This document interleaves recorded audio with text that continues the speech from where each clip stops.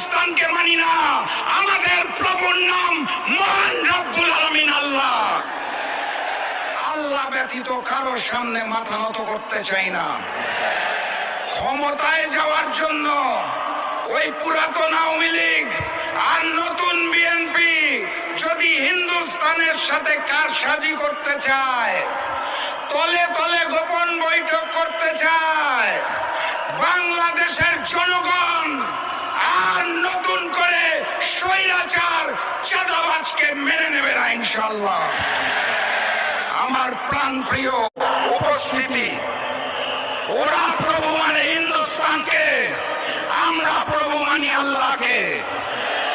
বিজয় কার হবে? আমার সামনে উপস্থিত তৌহিদি জনতা, স্পষ্ট ভাষায় জানিয়ে দিতে চাই, গণভোটে